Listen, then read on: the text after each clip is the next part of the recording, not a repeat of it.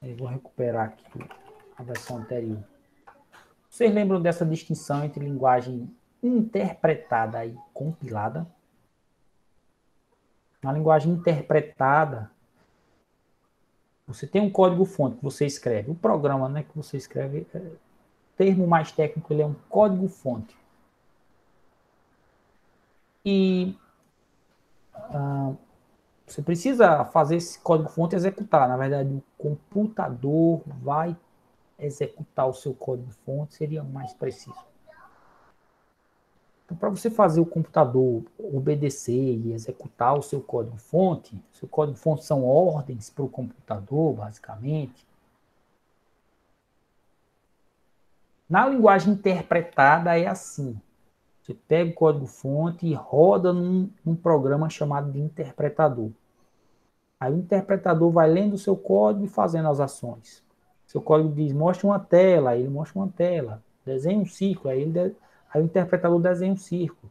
Ele vai ler o seu código e o que seu código manda fazer, o interpretador garante que ele faz. Quando termina a execução, pronto. Parou o interpretador, parou o seu código, e para rodar de novo, vai precisar de novo do interpretador junto com o seu código. Sempre vai ter os dois juntos, sempre vai precisar do seu código-fonte, é exatamente aquele código que você escreve. Isso é linguagem interpretada.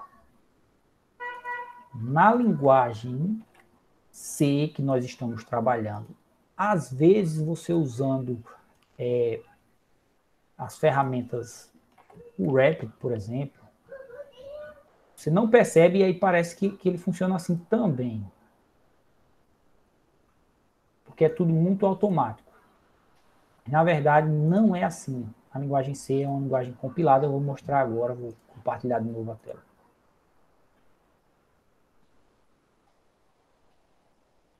Não precisa fornecer o código-fonte toda vez que você quer rodar o programa.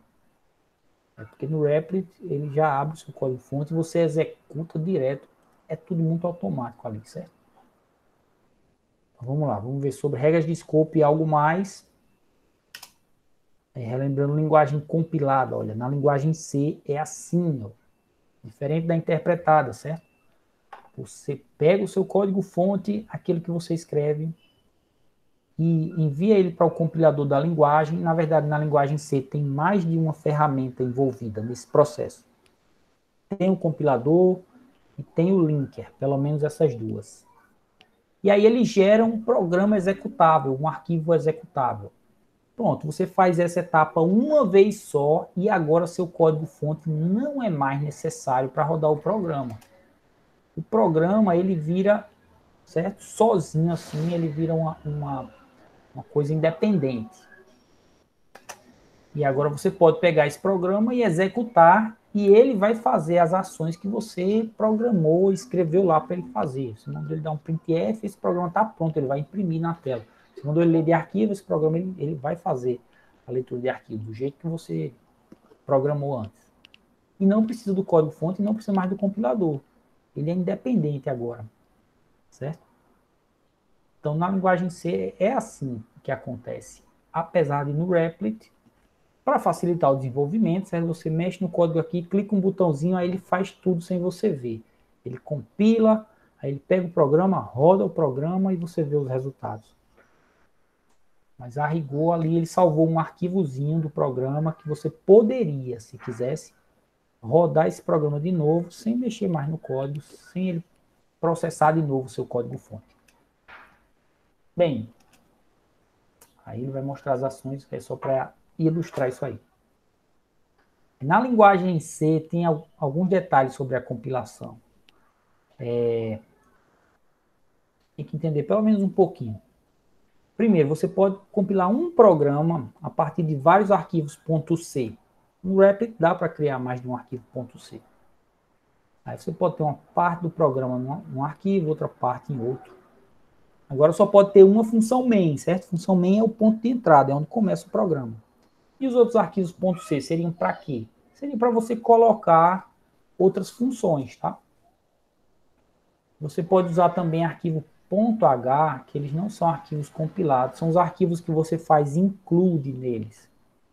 O arquivo .h, às vezes, tem só o básico, assim, ele tem só a declaração adiantada das funções, que a função completa vai estar onde? Em algum dos arquivos .c. Pode ter definição de struct. Então, esse arquivo não é compilado, mas quando você inclui no código, é como se ele fizesse um copy-paste do arquivo lá no seu código. Certo? O conteúdo é todo copiado e colado no seu código, do arquivo .h. Então, os arquivos que são compilados mesmo são os .c. O .h acaba sendo indiretamente, porque ele é copiado e colado em algum arquivo .c, quando ele é incluído. Aí como é que ele pega esses vários arquivos .c e gera um executável só? Bem, primeiro atua uma ferramenta chamada compilador, que ele compila cada arquivo .c separadamente. Depois entra em ação o linker, que ele junta tudo e forma um arquivo executável só. Certo? Esse processo todo eu chamei de compilação, mas às vezes nas ideias aparece como build. Build é construir. Você faz um build do projeto. Ele compila cada um dos arquivos separados, depois ele linka.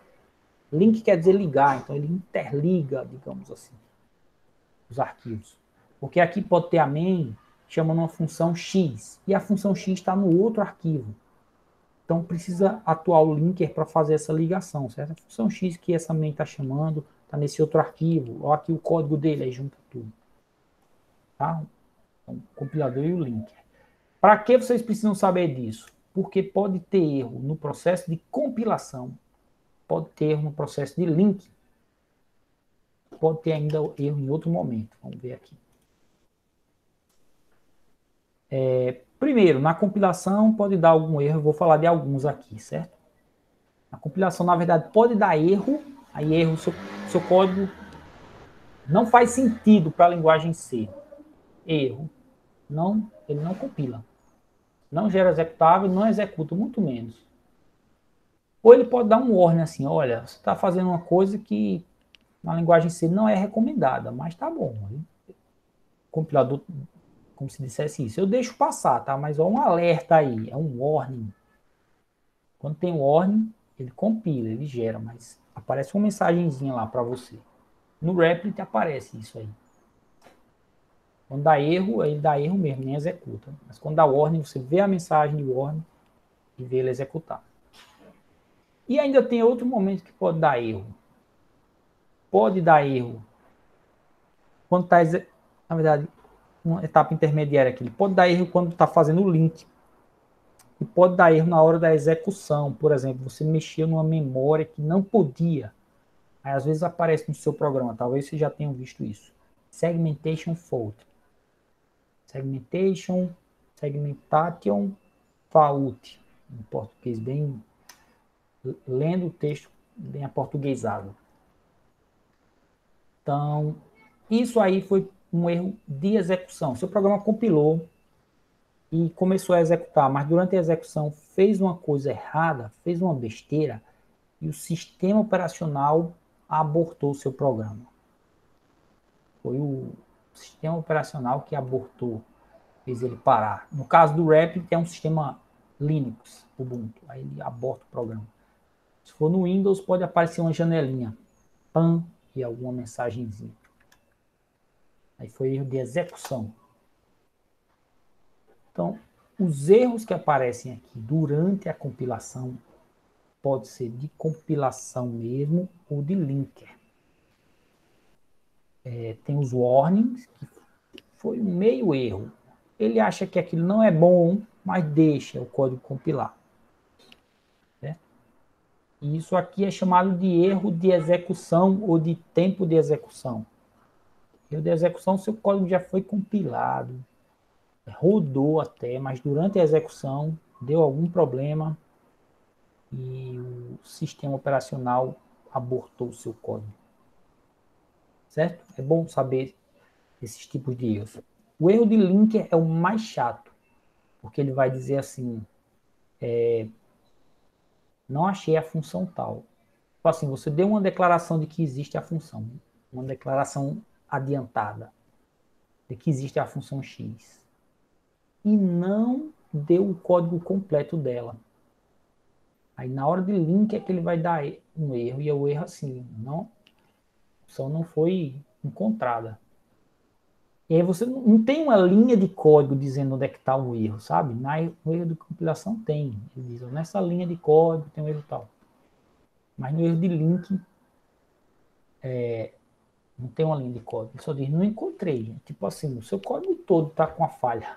Ele não tem a definição. Você tem que acrescentar essa definição no código.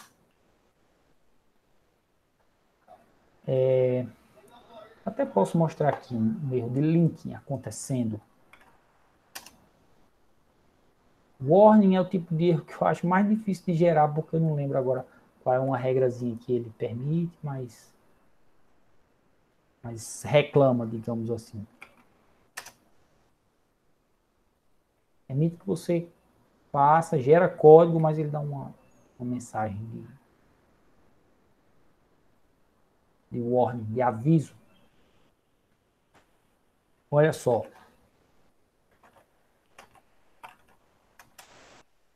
Vamos supor que eu defino aqui uma função que não existe, que eu declarei antecipadamente, mas não... Vou até colocar um parâmetro nela, int x, ela recebe um valor x. A função é x, deixa eu chamar o parâmetro de a. E aqui dentro do programa eu quero chamar essa função x. Isso do ponto de vista do compilador está ok, passar o parâmetro 10. O que eu disse existe a função x. E na função main, eu chamei a função x. É o compilador, tudo bem, você sabe o que está fazendo. Você disse que ela existe, pode chamar a função. Só que faltou eu fazer aqui embaixo, ou em outro arquivo .c, ou em outro arquivo .cpp, que é de C++. Faltou eu dar a definição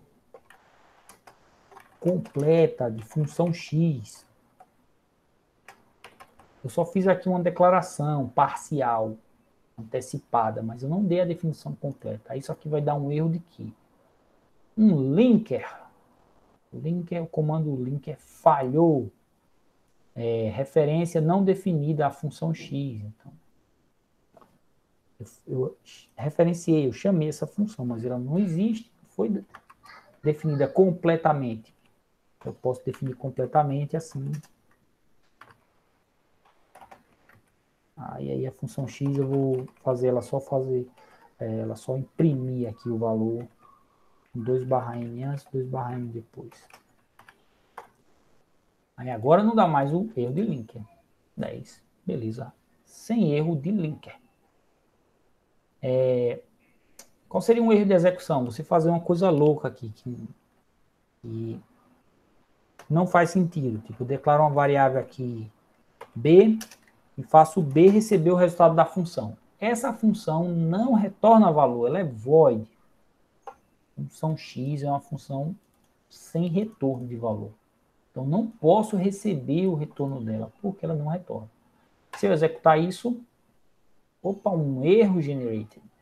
O compilador saiu com status 1. O status 1 é status de erro.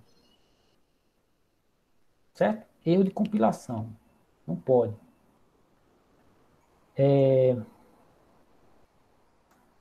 Mostrei dois erros aqui que acontecem durante o processo geral de compilação. Mas um é o compilador C, o outro é o linker C.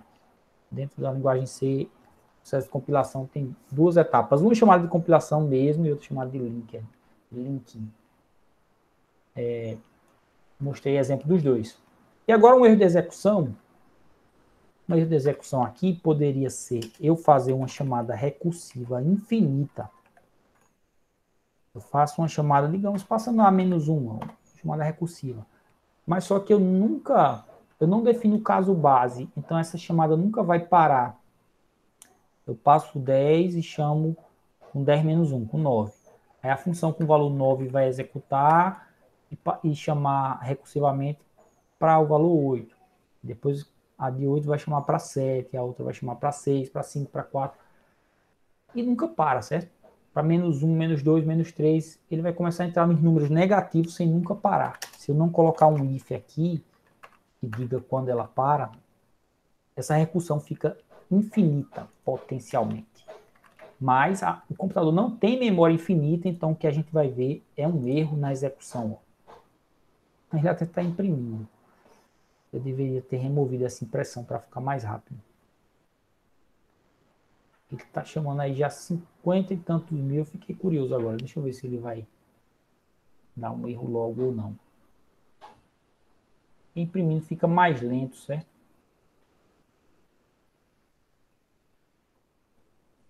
Isso ele já vai em mais de 150 mil chamadas recursivas, uma dentro da outra. Uma hora isso vai estourar a memória. Só que eu fazendo printf fica mais lento. Então deixa eu remover o printf.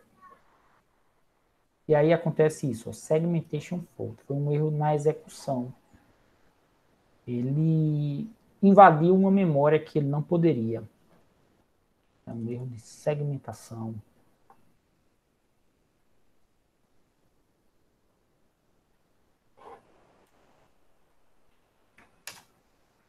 Bem, eu vou dar mais detalhes sobre os erros de compilação, o tipo de coisa que ele verifica, certo? Alguns deles. Em outra aula eu vou falar de outros erros. Tem um tipo de erro que é decorrente de regras que a linguagem tem, que eu vou chamar de regras de escopo, certo? Quando ele está compilando, ele vai olhar a sintaxe. Sintaxe é o formato do seu código. Todo abre-chave tem que ter o fecha-chave. Se você abrir chave duas vezes, fechar só uma, dá um erro, mas é erro de sintaxe, de formato. Você pode reproduzir aqui fácil também, o erro de sintaxe. Eu tiro uma chave dessa aqui, aí vai dar um erro, às vezes sai bem esquisita a mensagem do erro. Ele diz que a função não é permitida aqui, porque para ele essa função ficou como se estivesse dentro da main.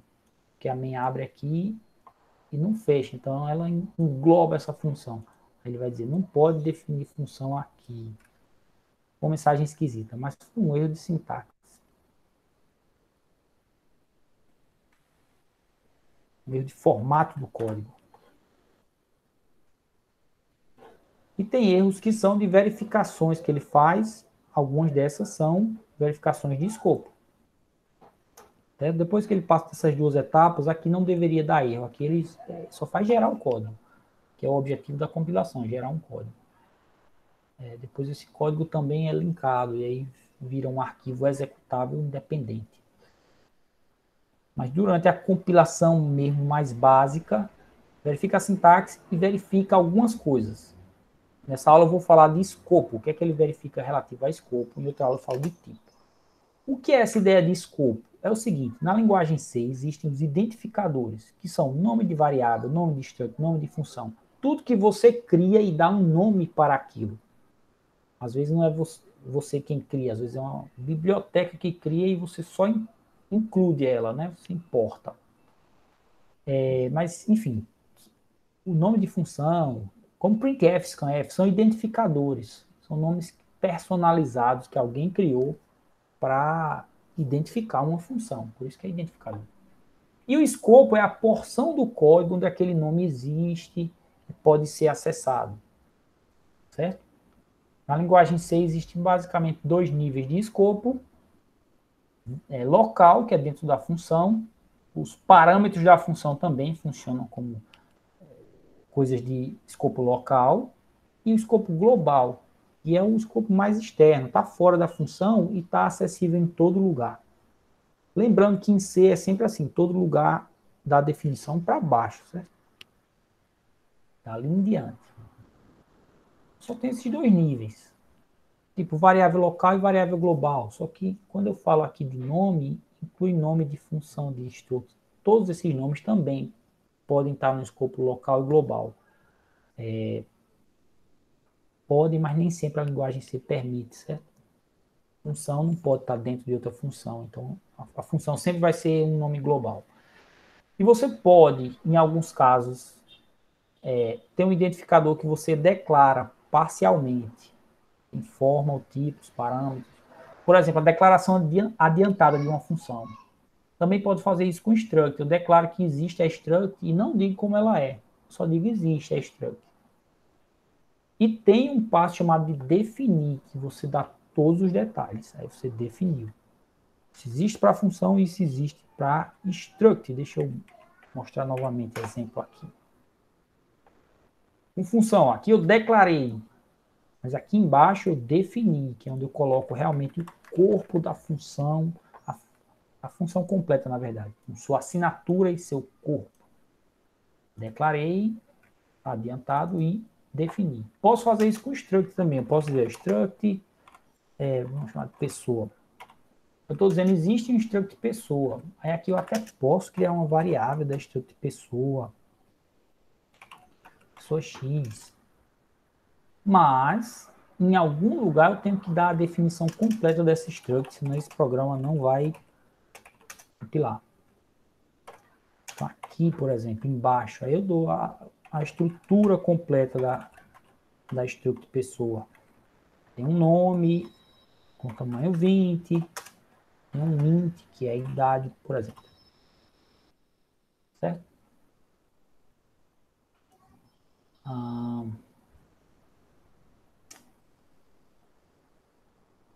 Isso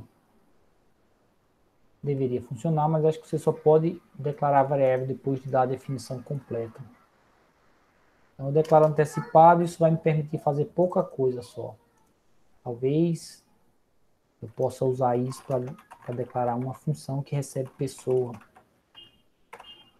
Declaração antecipada. Mas não para declarar a variável. Para declarar a variável aqui, eu tenho que ter a definição já completa. Mas só entenda isso. Eu posso ter um passo de declarar parcialmente e um passo onde eu defino. Aí definir é completo. E tem algumas regrinhas, certo? Aqui é bom entender essa distinção, mas agora eu vou falar de outra coisa, das regras. Uma variável ou identificador qualquer, de função, por exemplo, ele está em escopo, ele existe, ele é visível, eu posso chamar ele no código, um pedaço de código específico. Quando? Primeiro, ele tem que estar abaixo do local da declaração. Em alguns casos, pode ser só a declaração parcial adiantada. No caso da função é assim, com struct não, com struct tem que ter a definição completa. Então o identificador está em escopo dali para baixo. Ele está visível, ele existe. Dali para baixo. Então se eu declaro uma função aqui, daqui para baixo eu posso chamá-la. Deixa eu remover esse struct da conversa. Mas aqui em cima, por exemplo, se eu estivesse fazendo uma outra função, vou chamar ela de outra, e eu quisesse chamar a função x aqui em cima, não posso, porque função x só aparece a declaração parcial dela mais abaixo desse código. Eu não posso chamar a função x aqui. Então essa é uma regra. Dali para baixo é que a variável está em escopo, certo? Não pode ter identificadores iguais no mesmo escopo. Uma variável global x, do tipo int, e uma função com nome x também. Não pode. Uma variável x do tipo int e uma variável x do tipo float. As duas globais, não pode. Ou então, uma variável int x e outra float x no nível local, também não pode. Identificadores iguais no mesmo nível de escopo, não. Agora pode uma variável global x e uma local x. E aqui acontece uma coisa um pouco esquisita. Fica funcionando só aquela variável local naquela funçãozinha. E a global fica oculta. Mas pode. Pode ser usado. Se houver identificadores iguais de escopo diferentes, aí é essa regra 3. O identificador local está em escopo e o global ele está em escopo de maneira limitada. Ele existe, ele está na memória, mas ele fica ocultado. Olha só um exemplo aqui. Aqui uma variável global x inteira. E aqui uma variável float x. Essa é local, essa é global. A linguagem se permite. Tem o mesmo identificador, x. Mas uma é local e outra é global. Agora, se eu for imprimir essa variável, eu atribuo um valor aqui, 5.0, que é float. Essa 0. Eu devo imprimir com %f ou com %d? Ela vai ser um float ou ela vai ser um int? Se eu imprimir aqui nesse ponto, dentro da função main, a variável x para a função main é a que está mais perto dela, é a local, certo? A variável global x ficou escondida. Eu não tenho nem como acessá-la aqui pelo nome dela. Então, olha só, é 5 dentro da main. Porque a local esconde a global, mas a global ainda existe. E dentro da função x, por exemplo, se eu acessasse a variável x, eu poderia imprimir com %d, ele veria a global, a variável global, aqui dentro. Certo? Mas dentro da main, a main criou uma nova variável x, aí ela esconde a global. Então,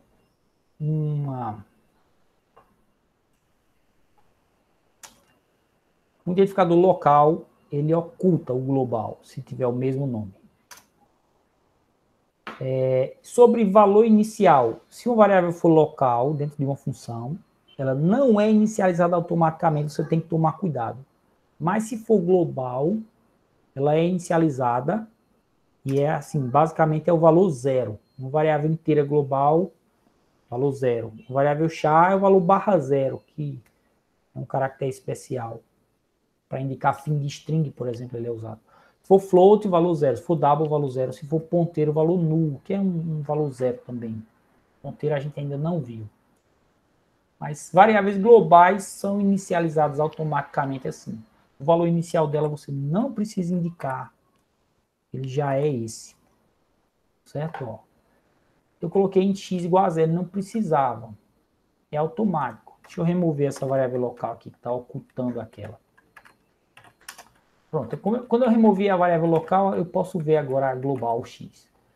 E ela é 1%d. Não defini o valor inicial dela, aí quando eu rodar aqui, zero. Ela sempre vai ser inicializada com zero, uma variável global. Mas uma variável local, deixa eu chamar de y para mim. Se eu não disser o valor inicial, tem chance de aparecer zero aí como valor, mas não é garantido. Opa, %f. Vou mostrar primeiro o valor da global e depois o valor da local.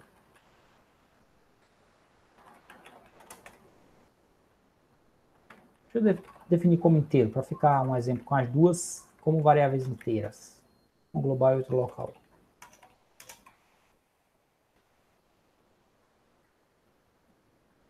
Por sorte, essa variável local foi inicializada com zero, mas não é garantido. Eu recomendo que você atribua aqui algum valor, certo?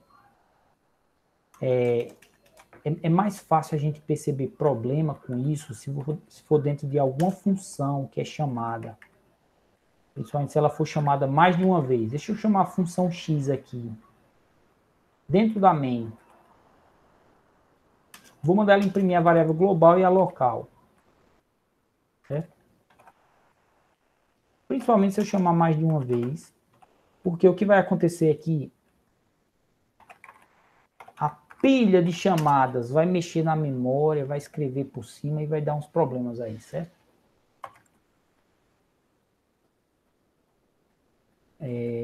Vou criar uma variável x aqui. Y, quer dizer. Então, veja, a variável local se chama y, a variável global se chama x. Eu estou imprimindo as duas. E estou fazendo duas chamadas da função x. Ele vai imprimir global local uma vez, vai imprimir global local outra vez. Eu não disse o valor inicial da variável local para ver o que acontece. Não disse o da global, a gente sabe que vai ser inicializada com zero, mas na local vamos ver o que vai acontecer. Eu acho que vai dar problema aqui. Olha aí, variável local com um valor totalmente louco aí. A gente chama esse valor de um valor lixo da memória, porque a linguagem não disse um valor padrão para uma variável local que não foi inicializada. E aí você não sabe o valor que você vai esperar dali. Então, uma conclusão aqui é, variável local sempre atribua um valor inicial a ela para você não ter surpresa, certo? Você não der um valor inicial e for usar esse valor, podem acontecer surpresas assim, valores loucos, lixo da memória, certo? Bem, é isso. Sobre regras de escopo, São essas regrinhas que eu queria tratar. Você já sabe alguns erros que podem acontecer. Por exemplo, ter duas variáveis no mesmo escopo com o mesmo nome. Dá erro. Não pode no mesmo escopo, não. Agora, em escopos diferentes, eu tenho um int x global e um int x local, pode. Tá?